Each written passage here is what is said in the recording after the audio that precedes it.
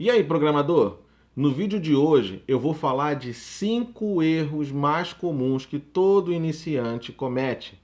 Vamos para o vídeo? Bom, o primeiro erro muito comum que todo programador no início comete é não estudar lógica de programação. Eu cometi esse erro no início e, cara, eu paguei um preço muito alto.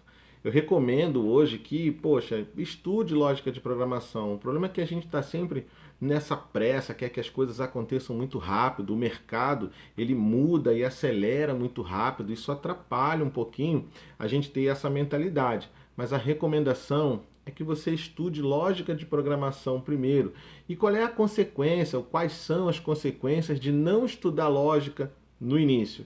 Primeiro, não desenvolve raciocínio lógico. E esse raciocínio, ele é realmente desenvolvido. Você vai aprender que a programação, ela é desenvolvida passo a passo. Você precisa ter uma instrução, resolver essa instrução, aí tem outra instrução, você resolve essa outra instrução, e isso tudo numa ordem lógica, numa ordem cronológica, todo o seu sistema funciona de maneira eficiente. Segunda consequência, comete erros de lógica em sua programação. É muito comum a gente ver programadores que não estudaram lógica de programação cometerem erros simples de lógica. E o que são erros de lógica? É quando eu tenho uma rotina que um determinado passo tem que ser feito num determinado momento, só que eu inverto a ordem desses dois passos, e pode parecer bobo o que eu estou dizendo, mas acreditem, isso acontece, eu inverto a ordem desses dois passos e aí a minha programação não funciona de forma adequada. Um exemplo disso é na própria matemática. Se a gente tem uma multiplicação e uma adição na mesma expressão, a gente sabe, a regra matemática manda a gente resolver primeiro a multiplicação e depois a soma. E se a gente resolver primeiro a soma, depois a multiplicação, o resultado não é aquele que a gente espera. Não conhece as estruturas básicas de qualquer linguagem.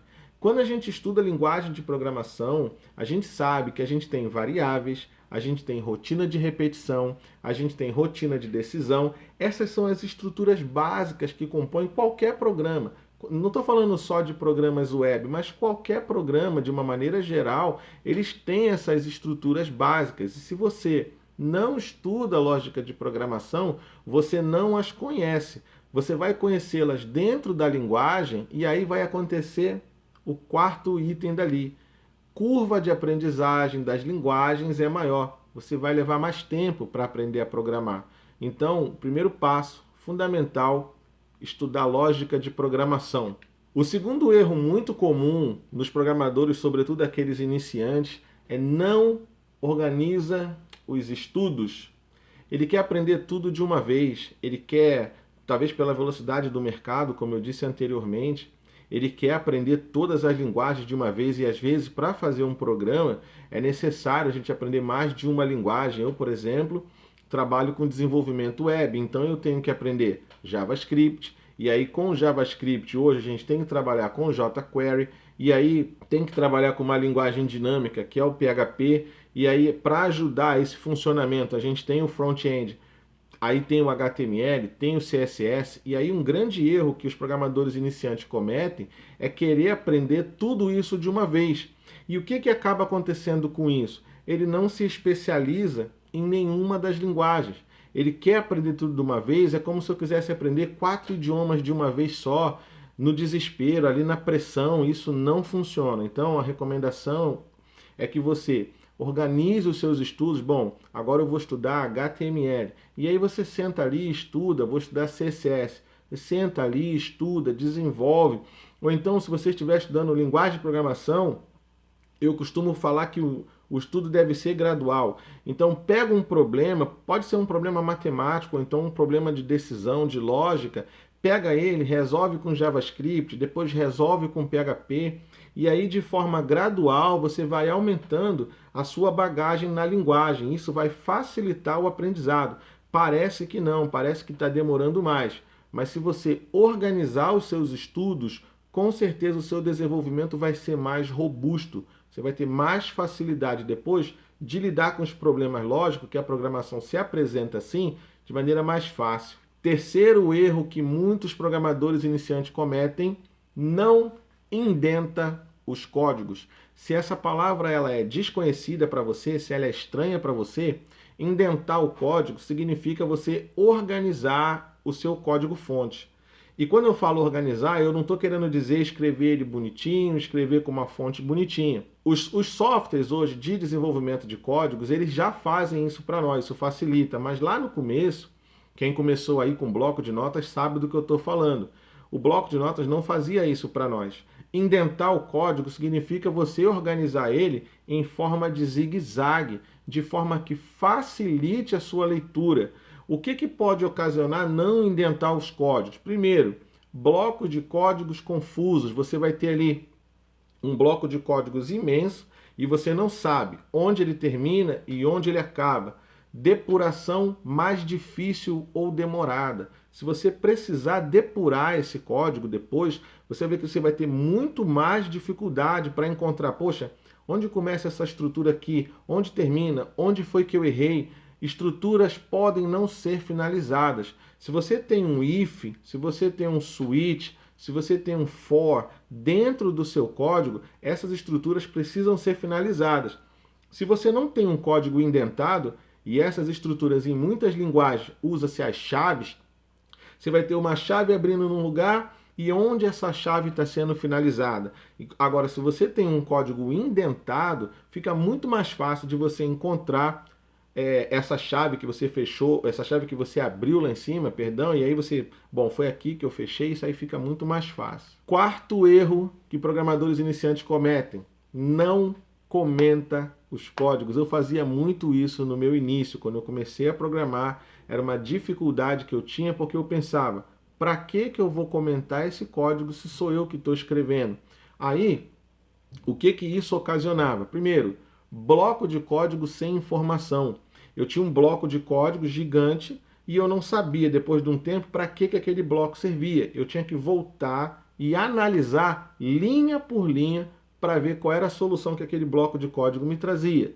Segunda, atualização difícil. Se eu quiser atualizar o meu código-fonte, por exemplo, colocar um componente novo, ou atualizar uma estrutura, ou atualizar algumas variáveis, se eu não tenho comentário dentro do meu código, eu não sei em que trecho fazer essa atualização. Novamente, eu vou ter que atualizar, eu vou ter que visualizar, eu vou ter que analisar linha por linha para saber exatamente onde eu tenho que atualizar o meu código-fonte. Terá que mudar se quiser trabalhar em equipe. É outro problema. Se eu não comento os meus códigos e trabalho em equipe, como que outro programador, ao sentar diante do meu código-fonte, e quem trabalha com Git sabe do que eu estou falando, como outro programador vai sentar diante do meu código-fonte e vai entender aquela rotina sem analisar linha por linha? Não tem como. Então, um código muito bem comentado, e é por isso que a gente vê aí, quando a gente tem alguns componentes, ou então algumas classes nativas da própria linguagem, que a gente abre o código-fonte, a gente vê uma linha de comando e 10, 12, 15 linhas de código explicando aquele método, enfim. Quinto e último erro que programadores iniciantes cometem: não estrutura diretórios. Qual é a consequência? Arquitetura comprometida. Sabe quando você vai criando arquivos e não estrutura eles dentro de diretórios? O que eu quero dizer com isso? Se você tem um arquivo de classe, dentro da pasta classes. Se você tem um arquivo de scripts, dentro da pasta de scripts. Se você tem um arquivo de estilos, dentro da pasta de estilos. E também torna difícil a atualização. Se você quiser depois atualizar o seu sistema, os seus arquivos fica muito difícil de encontrar se você não tem uma boa arquitetura de diretórios, se você não organiza isso. Agora você imagina se você tem todos os seus arquivos organizados dentro de diretórios específicos, fica muito mais fácil a atualização. E uma dica: hoje o padrão de desenvolvimento é o padrão MVC, Model View Controller. E se você quer trabalhar dentro desse padrão atual, você vai precisar ter uma boa estrutura de diretórios. E para finalizar, eu vou só relembrar os 5 erros comuns que programadores iniciantes cometem, mas aqui já vou falando de recomendações. Primeiro, estude lógica de programação. Isso vai facilitar o seu aprendizado das linguagens, vai diminuir a sua curva de aprendizado, ou seja, você vai aprender mais rápido. Segundo, organize os seus estudos. Não tente aprender tudo de uma vez só. Organiza, aprende uma coisa, aprende outra e vai aprendendo gradualmente. Assim você vai aprender de forma mais robusta. Terceiro, indente seus códigos. Coloque os seus códigos organizados em zigue-zague. E aí você vai ter muito mais facilidade na hora de encontrar um bloco que você precisa, fechar uma estrutura que você esqueceu aberta. Isso vai facilitar na hora da depuração. Comente seus códigos. Isso vai facilitar você na hora de fazer a atualização. Você vai ter facilidade de encontrar o bloco que você precisa atualizar. E se você precisar trabalhar em equipe, isso vai fazer a tua equipe ganhar tempo. Quinta, estruture os seus diretórios. Não coloque os seus arquivos, todos eles dentro do mesmo diretório. Isso vai complicar você na hora de atualizar o seu sistema. Separe os seus arquivos em diretórios específicos e aí você vai ter uma atualização do seu sistema e uma manutenção muito mais eficiente. E se você gostou desse vídeo, deixa aqui o seu comentário, deixa aqui a sua participação e a gente se vê no próximo vídeo. Forte abraço!